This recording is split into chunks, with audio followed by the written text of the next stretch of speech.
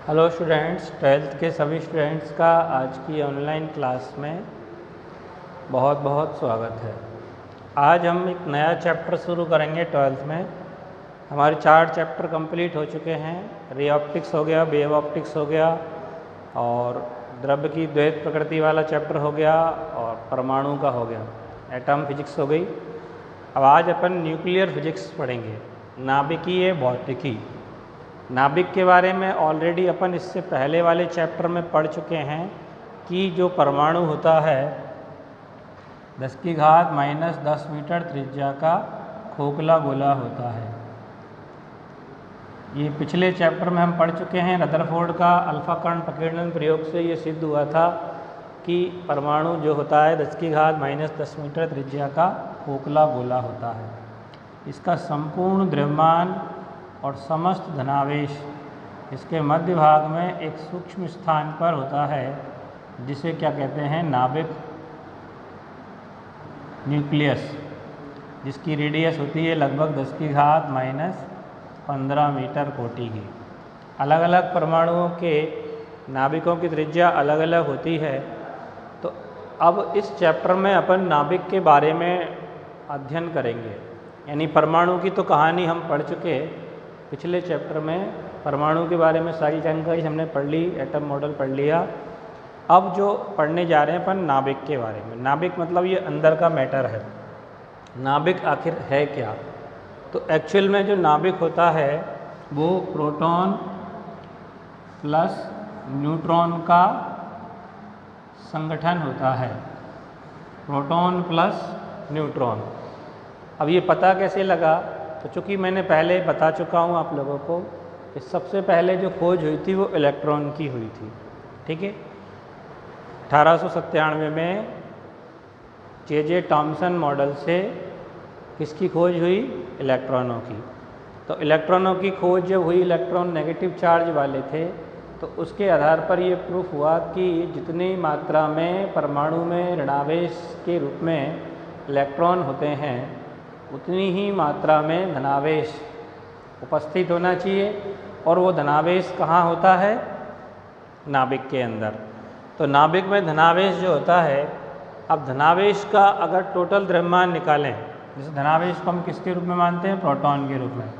धनावेश का अगर टोटल द्रव्यमान निकालें तो नाभिक का द्रव्यमान इस द्रव्यमान से कितना आता है? जस्ट डबल, 2 गुना।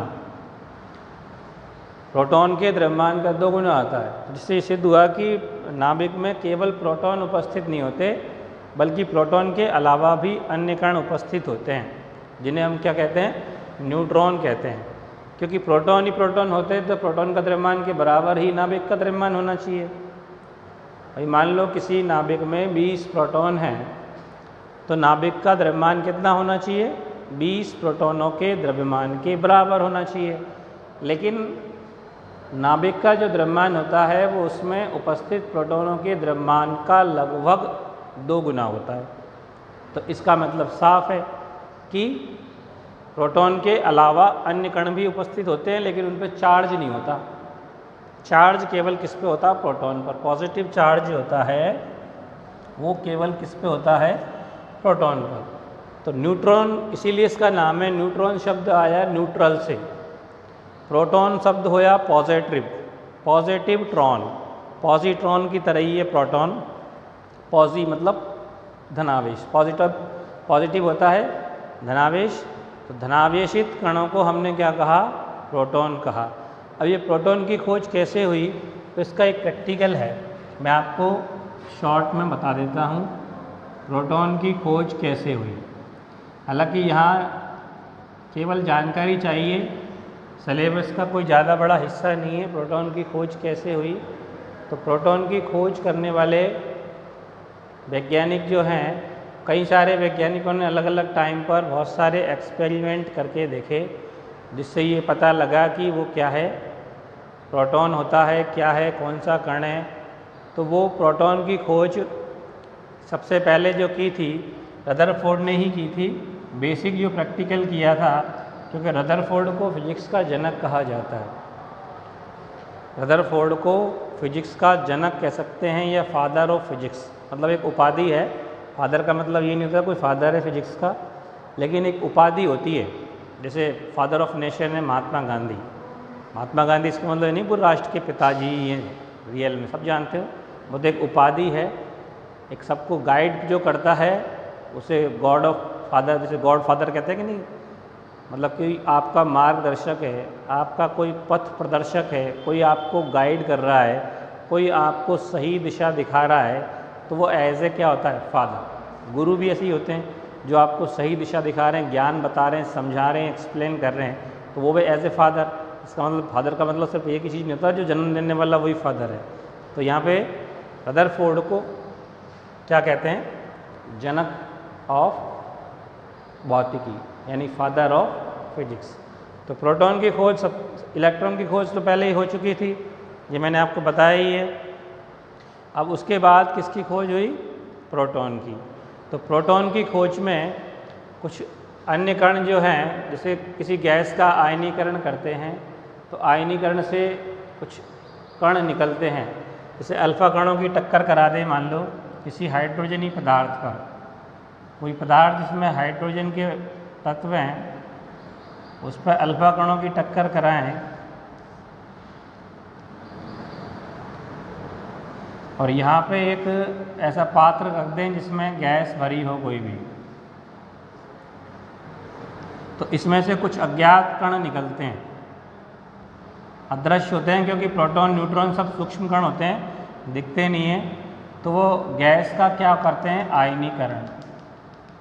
गैस, इसमें गैस भरी है कोई, गैस का क्या करते हैं, आयनीकरण। तो बहुत ज़्यादा आयनीकरण करते हैं। अब इस कणों को जब इलेक्ट्रिक फील्ड से गुजार के देखा, इलेक्ट्रिक फील्ड कैसे करेंगे, ये विद्युत क्षेत्र लगा दिया, धनावेशित प्लेट ऋणावेशित प्लेट, तो ये जो कण हैं वो ऋण प्लेट की ओर विक्षेपित होते हैं, इसकी तरफ चले जाते हैं। तो इसका मतलब ये पता लगता है कि जो निकले कण वो कैसे हैं, पॉजिटिव चार्ज वाले। नेगेटिव प्लेट की ओर पहुंच जाएगा जिसमें क्या होगा, धनावेश। तो इन धनावेशित कणों का द्रव्यमान नापा, उनके आवेश का मान मापा, तो आवेश का जो मान होता है वो किसके बराबर होता है, इलेक्ट्रॉन के आवेश के बराबर। जितना इलेक्ट्रॉन का आवेश होता है कितना, 1.6 गुणा 10 - 19 कूलम। जितना इलेक्ट्रॉन का आवेश होता है उतना ही आवेश किसका होता है, इन अज्ञात कणों का। और इनका जो द्रव्यमान है, अज्ञात कणों की बात कर रहे हैं अपन, जो अज्ञात कण मिले हैं, अज्ञात कणों का आवेश का मान इलेक्ट्रॉन के आवेश के बराबर, और जो द्रव्यमान होता है वो होता है हाइड्रोजन परमाणु के नाभिक के द्रव्यमान के बराबर।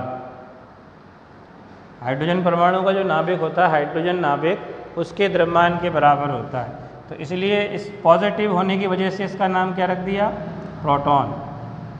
प्रोटॉन जो आया, पॉजिटिव ट्रॉन। ट्रॉन शब्द तो सभी में होते हैं, इलेक्ट्रॉन, जो सूक्ष्म द्रव्य कण होते हैं उनके पीछे ट्रॉन लगा होता है, इलेक्ट्रॉन, पॉजिट्रॉन, न्यूट्रॉन, बीटाट्रॉन, और भी बहुत सारे सूक्ष्म कण जो होते हैं उनमें ट्रॉन लगा होता है। पॉजिटिव की वजह से इसका नाम क्या रख दिया, प्रोटॉन। और चूंकि इसका द्रव्यमान हाइड्रोजन परमाणु के द्रव्यमान के बराबर होता है, इसलिए इसको काई से शो करते हैं, 1H1। प्रोटॉन को काई से शो करते हैं अपन, 1H1 से शो करते हैं। तो क्यों शो करते हैं, क्योंकि जब इसका द्रव्यमान मापा गया तो उसका द्रव्यमान हाइड्रोजन परमाणु के नाभिक के बराबर प्रेक्षित हुआ, इसीलिए इसका संकेत भी किस क्या लिखते हैं, यानी एक तरह से प्रोटॉन जो है वो हाइड्रोजन नाभिक है। इन शॉर्ट बोलें तो प्रोटॉन क्या है, हाइड्रोजन नाभिक। और वैसे भी अपन जानते हैं हाइड्रोजन के परमाणु की अगर बात करते हैं तो हाइड्रोजन के परमाणु में एक धनावेश होता है और एक इलेक्ट्रॉन होता है। इलेक्ट्रॉन को डिस्चार्ज कर दिया, केवल नाभिक की बात करें तो केवल एक प्रोटॉन ही तो है उसके अंदर। तो प्रोटॉन एज ए हाइड्रोजन नाभिक, हाइड्रोजन नाभिक एज ए प्रोटॉन। तो कुल मिला के इसीलिए अपन प्रोटॉन को शो करते हैं 1H1। H का मतलब हाइड्रोजन का ही संकेत है, अपन सब जानते हैं। तो हाइड्रोजन के नाभिक के द्रव्यमान के बराबर ही प्रोटॉन का द्रव्यमान प्रेक्षित किया गया, इसलिए प्रोटॉन को काई से दिखाते हैं, 1h1 से दिखाते हैं। और इसका द्रव्यमान कितना होता है? लगभग वैल्यू है 1.67 गुणा 10⁻⁻27 किलोग्राम। प्रोटॉन का द्रव्यमान कितना होता है? 1.67 गुणा 10⁻⁻27 किलोग्राम। चार्ज मैंने बता ही दिया, इलेक्ट्रॉन के आवेश के बराबर ही है, जो कितना है 1.6 गुणा 10⁻⁻19 कूलम। तो ये तो पक्का हो गया कि नाभिक के अंदर पॉजिटिव चार्ज के रूप में कौन होता है? प्रोटॉन होता है, जो कि हाइड्रोजन नाभिक के समतुल्य है, जिसका आवेश ये और द्रव्यमान ये होता है। लेकिन जैसे मैंने अभी बताया कि नाभिक का अगर टोटल द्रव्यमान मेज़र करते हैं अपन, नाभिक का टोटल द्रव्यमान मापते हैं, तो वो उसमें उपस्थित पॉजिटिव द्रव्यमान, पॉजिटिव चार्ज जिसको अपन प्रोटॉन कहते हैं, उनके द्रव्यमान का जस्ट लगभग डबल के बराबर होता है। जैसे मैंने अभी बताया था, मान लो किसी नाभिक में 25 प्रोटॉन हैं, तो अगर नाभिक के अंदर केवल प्रोटॉन होते तो उस नाभिक का टोटल द्रव्यमान उन 25 प्रोटॉनों के द्रव्यमान के बराबर होना चाहिए था। लेकिन एक्चुअल में ऐसा नहीं है, बल्कि क्या है, नाभिक का द्रव्यमान उसके अंदर उपस्थित कंप्लीट प्रोटॉनों के द्रव्यमान से जस्ट डबल है। इसका मतलब क्या निष्कर्ष निकला? इसका मतलब ये निष्कर्ष निकला कि नाभिक में प्रोटॉन के अलावा भी अन्य कोई कण उपस्थित है जो कि बिना चार्ज के होता है, यानी चार्ज लेस, उदासीन। उस कण का नाम क्या है?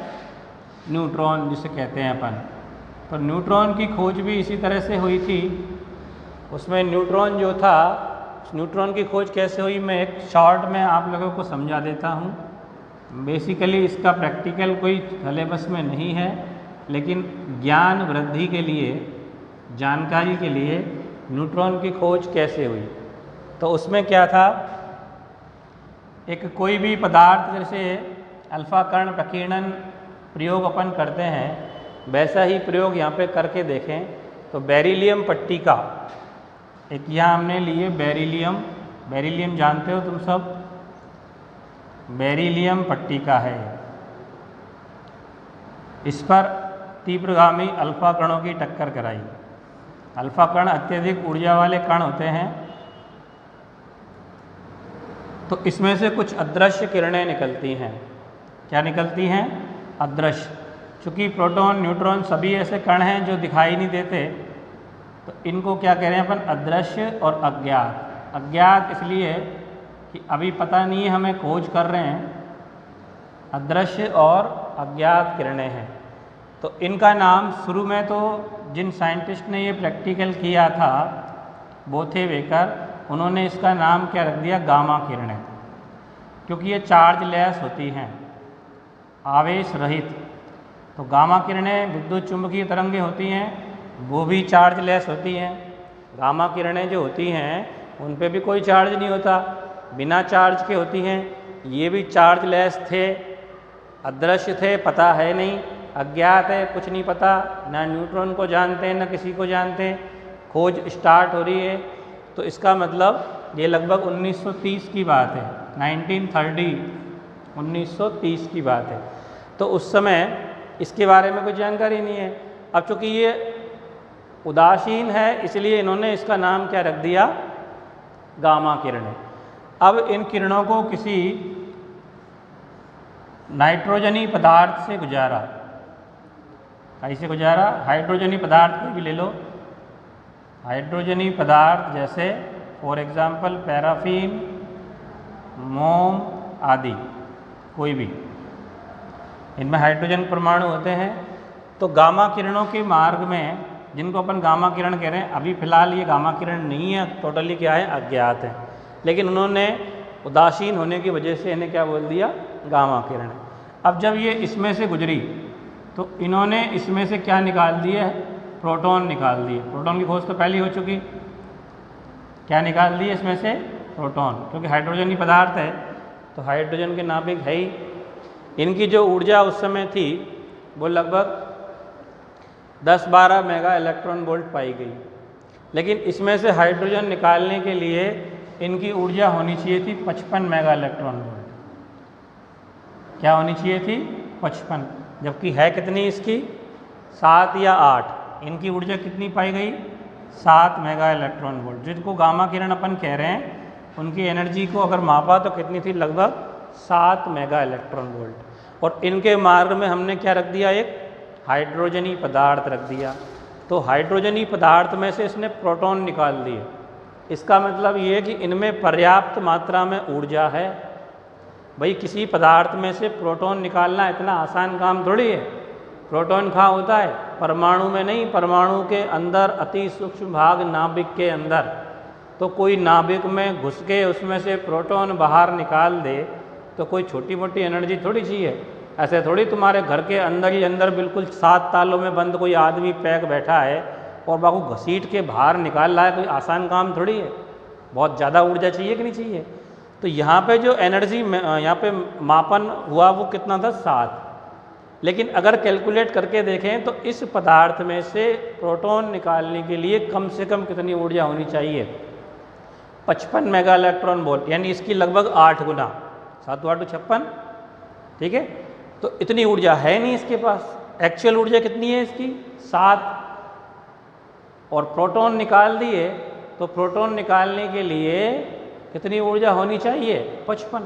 तो इसका मतलब ये एक डाउटफुल मैटर हो गया, कन्फ्यूज़न वाला मैटर हो गया कि जिसे अपन गामा किरण मान रहे हैं वो एक्चुअल में गामा किरण है भी है कि नहीं है। क्योंकि अभी तक तो अज्ञात है, कन्फर्म तो है नहीं कि ये गामा किरणें हैं। अगर गामा किरणें होती तो वो प्रोटॉन नहीं निकाल सकती थी, हाइड्रोजनी पदार्थ में से इसने तो निकाल दिए। इसका मतलब इनकी ऊर्जा 7 मेगा इलेक्ट्रॉन वोल्ट नहीं है बल्कि 55 होनी चाहिए अगर गामा किरण है तो कन्फ्यूजन पैदा हो गया। बाद में कोई वैज्ञानिक थे बोथे वेकर, उन्होंने क्या किया? इस हाइड्रोजनी पदार्थ की जगह क्या रखा? कोई नाइट्रोजनी पदार्थ जिसमें नाइट्रोजन के परमाणु हो, जिसमें नाइट्रोजन के परमाणु हो, ऐसा पदार्थ रख दिया। किसकी जगह? हाइड्रोजन वाले पदार्थ की जगह। और फिर से इस प्रैक्टिकल को दोबारा से दोहराया। दोबारा करके देखो भाई, पहले वाले प्रयोग में हमने इसमें हाइड्रोजनी पदार्थ रखा, अब क्या करें? क्यूरी दंपत्ति जो साइंटिस्ट थे उन्होंने फिर आगे और प्रैक्टिकल इसका किया तो उन्होंने नाइट्रोजनी पदार्थ रख दिया। क्या रख दिया? नाइट्रोजन। नाइट्रोजन के परमाणु में नाभिक के अंदर ज़्यादा मात्रा में धनावेश होता है, यानी जटिल संरचना है। हाइड्रोजन में तो एक ही प्रोटॉन है, निकल भी जाए आसानी से, ज़्यादा ऊर्जा की जरूरत नहीं है। अब नाइट्रोजन रख के देखो, देखते हैं हमें कितने दम है। भाई किसी की दम अगर परखनी हो तो भाई ये देखें, भाई ये 2 किलो का भाटा उठा सकता है, अब 10 किलो को धर दो, देख कितने दम है, हमें चेक करो। और 10 किलो को भी उठा दे तो 50 किलो का धर दो, इनों का उठा देख, दम का चेक ऐसे ही तो करेंगे। तो इन गामा किरणों की एक्चुअल एनर्जी का मापन अगर करना है तो हाइड्रोजन की बजाय अब हमने थोड़ा ज़्यादा सॉलिड संरचना वाला हमने नाइट्रोजनी पदार्थ रख दिया, ठीक है। तो अब इसको प्रैक्टिकल को जब दोबारा दोहराया तो देखा कि इसने फिर से प्रोटॉन निकाल दिए, नाइट्रोजनी पदार्थ में से भी प्रोटॉन निकाल दिए। मतलब वैसा ही हो रहा जैसे कोई आदमी 5 किलो का पत्थर तो उठा के फेंक ही सकता है, तुमने 50 किलो का रख दिया तो 50 किलो का भी फेंक दिया, तो आश्चर्य होगा ही कि उसकी एनर्जी बहुत ज़्यादा है, वो सिर्फ 5 किलो के लायक नहीं है। तो उसने नाइट्रोजनी पदार्थ से भी क्या निकाल दिए? प्रोटॉन निकाल दिए। और जब नाइट्रोजनी पदार्थ से प्रोटॉन अगर कोई निकाल सकता है तो उसकी ऊर्जा लगभग होनी चाहिए 90 मेगा इलेक्ट्रॉन वोल्ट। कितनी होनी चाहिए? 90। क्योंकि इतना आसान काम तो है नहीं कि नाइट्रोजन के नाभिक में से प्रोटॉनों को कोई निकाल दे, और वो भी कितना? 7 मेगा इलेक्ट्रॉन वोल्ट ऊर्जा वाला, पॉसिबल ही नहीं है। लेकिन प्रैक्टिकल ये कह रहा है कि हमने नाइट्रोजनी पदार्थ रखा, साइंटिस्ट थे उस समय क्यूरी दंपत्ति, उन्होंने रखा और उसमें से प्रोटॉन निकल गए। तो ये तो कमाल हो गया। यानी कि ये जो जिनको अपन अदृश्य किरणों को हम गामा किरण मान रहे हैं वो एक्चुअल में गामा किरण है ही नहीं। क्योंकि अगर गामा किरण होती तो उन गामा किरणों की ऊर्जा नाइट्रोजनी पदार्थ से प्रोटॉन निकालने के लिए कम से कम 90 मेगा इलेक्ट्रॉन वोल्ट होनी चाहिए थी, जबकि एक्चुअल में कितनी है? 7 मेगा इलेक्ट्रॉन वोल्ट। तो इसका मतलब ये टोटली खारिज हो जाता है कि इस बेरिलियम पट्टिका से निकलने वाली अदृश्य अज्ञात किरणें गामा किरण नहीं है, गामा किरण नहीं है। तो 1932 में इसका कंप्लीट कंक्लूजन निकाला जेम्स चैडविक ने। साइंटिस्ट का नाम क्या है? James Chadwick. इन्होंने इसका परमानेंट एक कंक्लूजन निकाला। क्या कंक्लूजन निकाला? कि जो बेरिलियम पट्टिका से उदासीन अज्ञात किरण निकल रही हैं वो गामा किरण कतई नहीं है, क्योंकि हमने देखा उसकी कैलकुलेशन तो डगमगा रही है। वो हाइड्रोजन पर से नाभिक को निकाल रही है, नाइट्रोजनी पदार्थ से भी नाभिक को प्रोटॉन को निकाल दे रही है, तो उसकी ऊर्जा अलग अलग मेजरमेंट हो रही है, कैलकुलेट हो रही है। तो इसलिए जेम्स चैडविक ने इन सारी ऊर्जाओं की कैलकुलेशन को खारिज करते हुए माना कि जो अदृश्य किरणें जिन्हें हम गामा किरण मान रहे हैं वो एक्चुअल में गामा किरण है ही नहीं, बल्कि वो कोई सूक्ष्म द्रव्य कण हैं। क्या हैं? सूक्ष्म द्रव्य कण हैं जो कि कैसे हैं? चार्जलेस। क्या हैं? चार्जलेस, यानी कि उदासीन, न्यूट्रल। उदासीन को क्या बोलते हैं अपन? न्यूट्रल। तो न्यूट्रल से ही इसका नाम क्या रखा है? न्यूट्रॉन। न्यूट्रॉन नाम क्यों रखा है इसका? न्यूट्रॉन मतलब है नहीं नया ट्रॉन, न्यू मानी नया नहीं है। न्यूट्रॉन शब्द का ही आया न्यूट्रल से। जैसे उदासीन को अपन क्या कहते हैं? जो कुछ कोई इफेक्ट नहीं दिखाता, पॉजिटिव निगेटिव, उसको क्या बोलते हैं? न्यूट्रल। न्यूट्रल शब्द से क्या नाम रखा उसका? न्यूट्रॉन। तो उदासीन होता है, क्योंकि अगर आवेशित कण होता तो उसकी आयनीकरण क्षमता भी प्रबल होती। और चूंकि द्रव्य कण है तो द्रव्य कण में बहुत अधिक पर्याप्त मात्रा में क्या होता है? पर्याप्त मात्रा में संवेग होता है और गतिज ऊर्जा भी होती है। द्रव्य कणों का संवेग होता है कि नहीं? P बराबर mv। गतिज ऊर्जा होती है 12 mv²। तो इनमें पर्याप्त मात्रा में संवेग और गतिज ऊर्जा है, इसलिए 7 मेगा इलेक्ट्रॉन वोल्ट के होते हुए भी ये हाइड्रोजन और नाइट्रोजन पदार्थों से प्रोटॉन को निष्कासित करने में समर्थ हैं। अगर गामा किरणें होती तो नहीं निकाल पाती, क्योंकि वो तो केवल एनर्जी होती है। फोटोन होता है गामा किरण में तो ऊर्जा पैकेट होता है, जैसे प्रकाश में होता है। तो केवल ऊर्जा तो नहीं निकाल सकती, क्योंकि ऊर्जा में तो केवल संवेग गतिज ऊर्जा नहीं होती, वो तो केवल एनर्जी का पैकेट होता है। तो ये इसने माना कि वो एनर्जी नहीं है, खाली गामा किरण नहीं है, विद्युत चुम्बकीय तरंग नहीं है, बल्कि क्या है? सूक्ष्म द्रव्य कण हैं जो उदासीन हैं, इसलिए किसी से विक्षेपित नहीं होंगे। भाई चार्ज वाले होते तो कहीं डिस्टर्ब हो जाते, पॉजिटिव चार्ज वाले होते तो नेगेटिव की तरह आकर्षित हो जाते, नेगेटिव चार्ज वाले होते तो पॉजिटिव की तरह आकर्षित हो जाते, और जिन पे कोई चार्ज नहीं होता ना वो कहीं नहीं जाते। भाई जैसे चार्ज होता है ना, मेल फीमेल होते हैं, मेल में कोई चार्ज होता है, फीमेल में कोई चार्ज होता है। मेल चार्ज वाले फीमेल की तरफ आकर्षित हो जाते हैं, फीमेल चार्ज वाले मेल की तरफ, और जिनमें कोई चार्ज नहीं हुए वो क्या कहलाते हैं? बिना चार्ज वाले क्या कहलाते हैं? न्यूट्रल, उदासीन। जैसे बातें क्या जानते हो, सब समझ गए होंगे तुम। कौन आते हैं? बिना लिंग के जो आते हैं नपुंसकलिंग, वो किसी की तरफ आकर्षित नहीं होते। तो यहाँ भी ये न्यूट्रॉन जो हैं वो बिना चार्ज के किसी की तरफ अट्रैक्ट होंगे नहीं, तो सीधे पर्याप्त संवेग और पर्याप्त गतिज ऊर्जा के साथ इसमें गुजरते हुए प्रोटॉनों को निष्कासित कर देते हैं, और इनका नाम क्या रखा गया? न्यूट्रॉन। तो असली कंक्लूजन किसने निकाला? जेम्स चैडविक ने। तो प्रयोग तो बहुत सारे साइंटिस्टों के द्वारा हुआ है, लेकिन इसकी खोज का जो अपन नाम लिखते हैं कि जेम्स चैडविक ने इसको क्या नाम दिया? न्यूट्रॉन। चूँकि उदासीन होते हैं इसलिए इनका संकेत क्या होता है? 0 and 1। 0 क्यों? क्योंकि प्रोटॉन को कैसे दिखाते हैं? 1h1 से।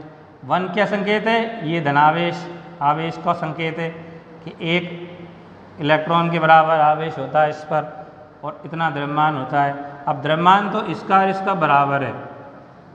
प्रोटॉन का द्रव्यमान और न्यूट्रॉन का द्रव्यमान लगभग क्या होता है? बराबर होता है। जैसे मान मैंने प्रोटॉन का लिखाया था 1.67, इतना ही लगभग इसका होता है। फर्क कितना होता है उसमें? 6, 7, 2 होता है, तो इसमें 6, 7, 3 लिख सकते हैं, 10 की घात -27। प्रोटॉन के द्रव्यमान में 1.672 गुणा 10 की घात -27। हालांकि अपन पॉइंट के बाद 2 अंकों तक इस्तेमाल करते हैं, इसलिए 1.67 ही लिखते हैं अप्रोक्सीमेट में।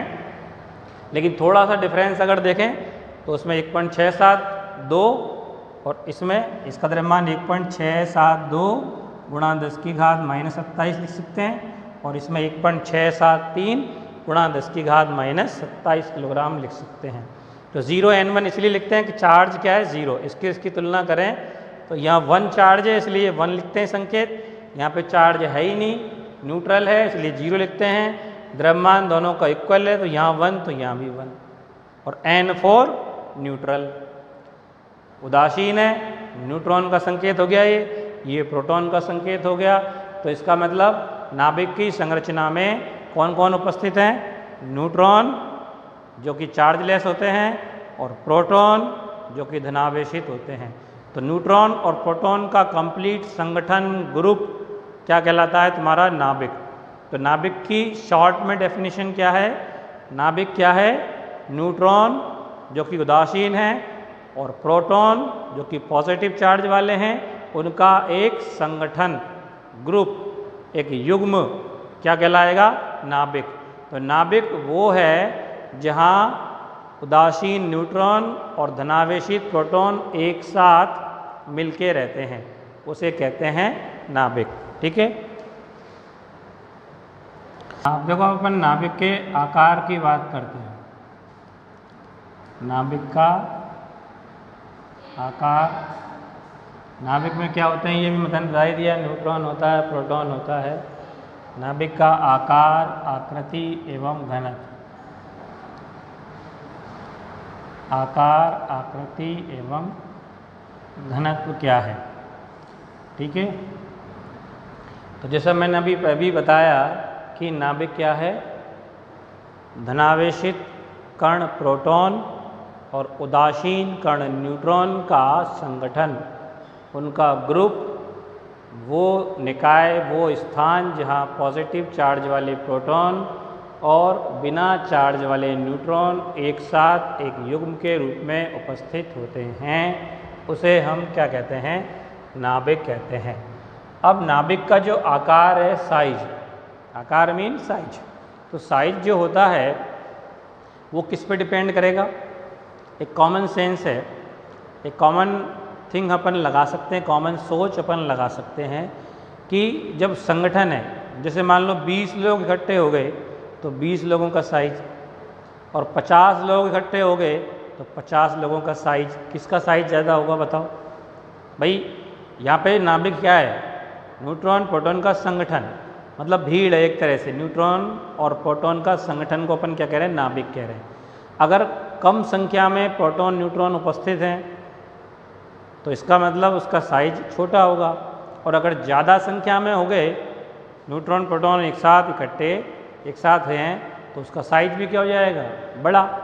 तो सीधी सी बात है भाई, थैले में 2 किलो आलू 2 किलो प्याज डालोगे तो आधा थैला भरेगा, 4 किलो होगी मात्रा। और अगर 3 किलो आलू 3 किलो प्याज डाल दिए तो साइज बढ़ जाएगा ना थैले का, वजन बढ़ गया। पेट का भी हिसाब होता है, 2 रोटी खाओगे तो पेट पतला, ठूस ठूस के खाली तो पेट बड़ा हो गया, कैसे बड़ा हुआ? उसके अंदर मात्रा बढ़ गई। तो ऐसा ही ये भी तो न्यूट्रॉन प्रोटॉन का संगठन ही तो नाभिक है। ठीक है। तो जितनी ज़्यादा संख्या में न्यूट्रॉन प्रोटॉन होंगे, और न्यूट्रॉन प्लस कौन है? प्रोटॉन, इन दोनों को मिला के इनकी टोटल संख्या कहलाते हैं न्यूक्लियॉन्स कहलाते हैं। इनको क्या बोलते हैं? न्यूक्लियॉन्स। क्योंकि नाभिक को हिंदी में न्यूक्लियस कहते हैं, न्यूक्लियर फिजिक्स है। तो न्यूक्लियॉन्स दोनों कण हैं क्योंकि दोनों ही नाभिक के अंदर होते हैं। हिंदी में इसको नाभिकीय कण बोल सकते हैं। जनरल वर्ड अपन ये इस्तेमाल करते हैं, इसलिए मैंने लिखा है न्यूक्लियॉन्स, नाभिकीय कण। तो दोनों ही नाभिक के कण हैं इसलिए इनको न्यूक्लियॉन्स। तो न्यूक्लियॉन्स की संख्या पर डिपेंड करेगा। तो नाभिक का साइज काई पे डिपेंड करेगा? नाभिक का आकार किस पर डिपेंड करेगा? न्यूक्लियॉन्स की संख्या पर। न्यूक्लियॉन्स की संख्या पर, जिसका दूसरा नाम है द्रव्यमान संख्या। ये तुम केमिस्ट्री में पढ़े भी हो, द्रव्यमान संख्या क्या होती है। न्यूक्लियॉन्स की संख्या को ही द्रव्यमान संख्या कहते हैं, जिसका मतलब क्या है, न्यूट्रॉन और प्रोटॉन की संख्या ही न्यूक्लियॉन्स की संख्या कहलाएगी, यानी कि द्रव्यमान संख्या कहलाएगी, जिसको अपन काई से दिखाते हैं, ए से, कैपिटल ए से दिखाते हैं। केमिस्ट्री में पढ़ रखा तुमने, 11th क्लास में पढ़ ली सारी चीज़ें, ज़्यादा कुछ ऐसा बताने की आवश्यकता है नहीं, सब ज्ञानी हो। तो नाभिक का जो आकार है वो इनडायरेक्टली काई पर डिपेंड है, ए पर। तो नाभिक का साइज या नाभिक की त्रिज्या मान लो r है, या आयतन लेते हैं अपन, तो आयतन क्या है, गोलाकार अगर मान के चलें नाभिक को, तो आयतन कितना होगा, 4/3 पाई r क्यूब। प्रोपोर्शनल टू क्या होगा, द्रव्यमान संख्या ए के समानुपाती। ए की मात्रा जितनी ज़्यादा होगी आकार उतना ज़्यादा होगा। आकार का इसे अपन शो करते हैं, आकार किससे कैलकुलेट करते हैं, किसी का आयतन से। तो अगर अपन नाभिक को गोलाकार आकृति का मान रहे हैं, उसकी आकृति गोलाकार या दीर्घवृत्ताकार या अंडाकार हो सकती है, तो उसके गोले का आयतन क्या है, 4/3 पाई r क्यूब प्रोपोर्शनल ए। अब ये तो कांस्टेंट है 4/3 पाई, तो ये तो वैसे भी समानुपाती चिन्ह हटाएंगे, कांस्टेंट लगाएंगे, उसमें चला जाएगा, तो इसको इनडायरेक्टली लिख सकते हैं r क्यूब प्रोपोर्शनल ए, या r प्रोपोर्शनल ए की घात 1/3। क्यूब हटाएंगे तो 1/3 घात हो जाएगी ना, यानी त्रिज्या जो है नाभिक की वो काई के समानुपाती है द्रव्यमान संख्या की 1/3 घात के। और समानुपाती चिन्ह हटा के नियतांक ले लिया, r0 ए की घात 1/3। ठीक है। अब r0 ये कांस्टेंट है, उस कांस्टेंट में ये सब शामिल हो जाएंगे, 4/3 पाई वगैरह। r0 का मान फिक्स है लगभग, इससे अपन रेडियस ज्ञात कर सकते हैं, जहाँ r0 एक समानुपाती नियतांक है, जिसका मान लगभग होता है, लगभग वैल्यू है 1.25 गुणा 10⁻⁻15 मीटर। 10⁻⁻15 को अपन फर्मी में लिख सकते हैं, तो 1.25 फर्मी कह सकते हैं इसको।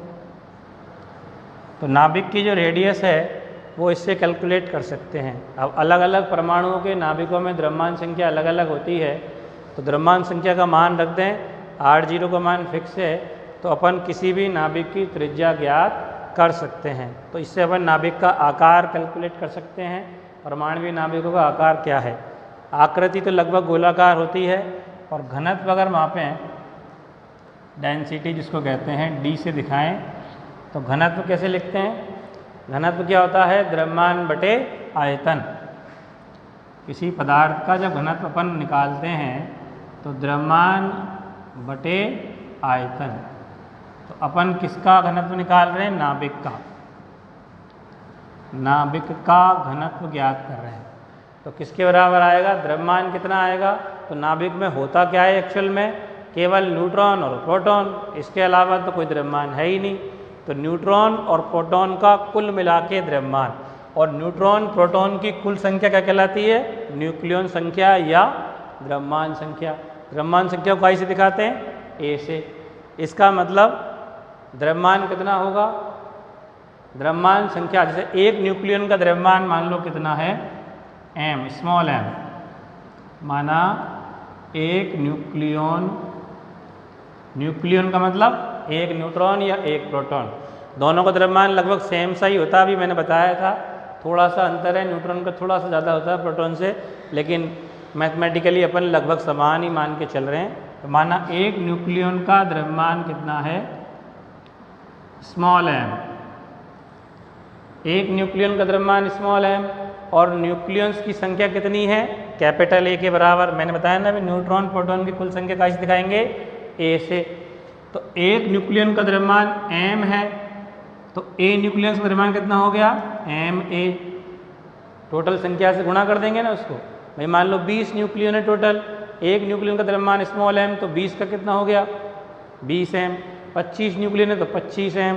तो A न्यूक्लियन से, न्यूक्लियन संख्या ऐसे दिखा रहे हैं अपन, तो ma।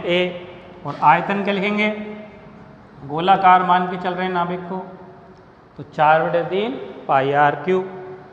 3 ऊपर चला गया 3ma/4 और r की जगह क्या लिखेंगे, ये रहा r की जगह क्या लिखेंगे, r0 इंटू a की घात 1/3 और इसका होल क्यूब है ना ये r3, r की जगह r0 1 की घात 1/3, तो 3 घात तो यहाँ से कट जाएगी, तो क्या बचेगा 3ma/4 r0 का क्यूब हो गया, a की घात 1/3 पे 3 घात है, 3 से 3 कट गई, केवल a बच गया, a से a भी कट गया। तो डेंसिटी जो आई हमारी वो क्या आई 3m/4 r0 क्यूब। अब इसमें m क्या है, एक न्यूक्लियन का द्रव्यमान जो कितना होता है अपन जानते कितना होता है 1.67 × 10⁻⁻27 किलोग्राम। ठीक है, तो ये कांस्टेंट है, फिक्स रहेगा, चाहे वो नाइट्रोजन का नाभिक है, चाहे क्लोरीन का नाभिक है, चाहे कार्बन का नाभिक है, चाहे किसी और का भी नाभिक है, द्रव्यमान फिक्स है।